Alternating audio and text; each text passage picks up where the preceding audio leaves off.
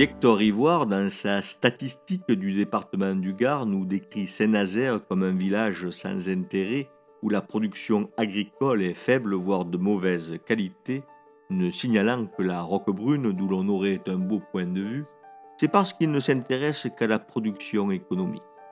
Or, Saint-Nazaire est un village-étape, situé sur une des plus grandes voies de communication du royaume lorsque M. Rivoire procède à l'inventaire des richesses du département du Gard, soit en 1842. Mais à Saint-Nazaire, le secteur des services est relativement important puisqu'il s'agit ici de fournir aux voyageurs tout ce dont ils ont besoin, avant que le train ne vienne concurrencer la route ou que l'autoroute A7 ne détrône la nationale 86. La route qui passe à Saint-Nazaire, c'est, excusez du peu, une route royale, voire impériale à un moment donné de son histoire. Pour être plus précis, c'est une hyporoute capable de supporter et surtout de permettre un trafic régulier de voitures tirées par des chevaux. C'est au XVIIIe siècle qu'un vaste réseau de routes de qualité va rayonner depuis Paris et irriguer tout le royaume, favorisant ainsi l'essor économique du pays. Cet effort, les États du Languedoc, localement, en sont les organisateurs, et cela dès 1709. Les travaux se multiplient avec la seconde partie du XVIIIe siècle. La réfection générale du grand chemin de poste qui passe là est lancée vers 1730. C'est en septembre 1748 que le célèbre Henri Pitot, directeur des travaux de la sénéchaussée de Nîmes-Beaucaire, vient recevoir la fin du chantier de l'entrepreneur qui venait de réaliser la section Bagnols-Saint-Nazaire. Très avisé, l'architecte du pont accolé au pont du Gard préféra attendre le passage de la mauvaise saison pour juger de la qualité de l'engravement et de sa résistance aux intempéries.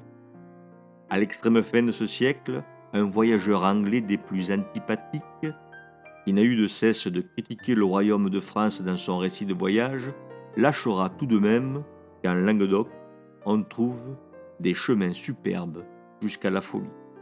Gageons que la Narbonnaise, cette grande route romaine dont de longs tronçons perdurèrent, ne fut pas pour rien dans cette propension languedocienne à édifier de superbes et grandes routes. Ainsi, peu à peu, se met en place le plus vaste chantier routier jamais entrepris en France. Les habitants de Saint-Nazaire étaient à la fois acteurs et spectateurs. S'ils furent parfois de corvée au XVIIe siècle, cela s'arrête après 1709. À cette date, les États de Languedoc développèrent un système de mise à ferme des travaux au moins 10 ans. Des enchères inversées qui offraient les travaux à l'entrepreneur, le moins gourmand. À Saint-Nazaire, donc, la route on connaît. On trouve là des services en relation avec l'activité qu'elle peut générer. On trouve donc, selon les époques, menuisiers, cabaretiers, marchands, maréchal ferrant et une hostellerie où peuvent dormir des voyageurs arrivant tardivement à Saint-Nazaire et ne pouvant continuer vers Bagnols ou Pont-Saint-Esprit lorsque les nuits noires s'annoncent. S'arrêtent aussi ceux qui connaissent ces nombreux incidents que seule la route peut générer.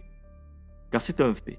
Les routes, même de poste royales voire impériales, ne sont pas éclairées et par nuit opaque, il est impossible de progresser au risque de verser dans un fossé.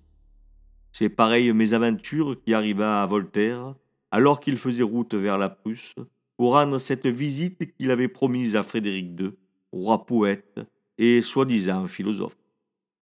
Trop près de Bagnols, Saint-Nazaire ne voit malheureusement que peu de voyageurs s'arrêter, même si des souverains s'y montrèrent comme Louis XIII, le 15 juillet, et le 8 août 1629, ou Louis XIV enfant, quelques années plus tard.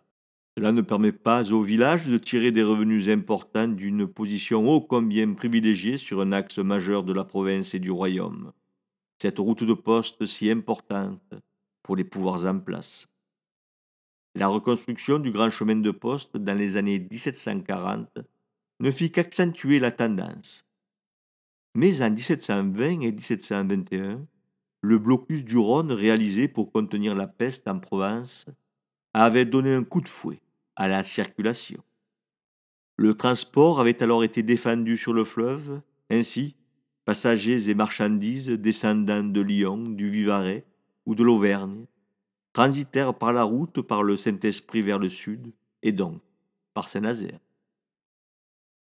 Le trafic du sel, qui subissait lui aussi l'interdiction par le Rhône, était colossal, car provenant du Midi, il irriguait toute une partie du royaume. Le nombre des voitures nécessaires fut tel que la route de Lunel à Saint-Esprit fut quasiment détruite sur tout son tracé. Ce furent toutefois sans doute 2 années bénies à Saint-Nazaire pour l'hostellerie, les artisans et tous ceux qui tiraient un revenu quelconque de la route.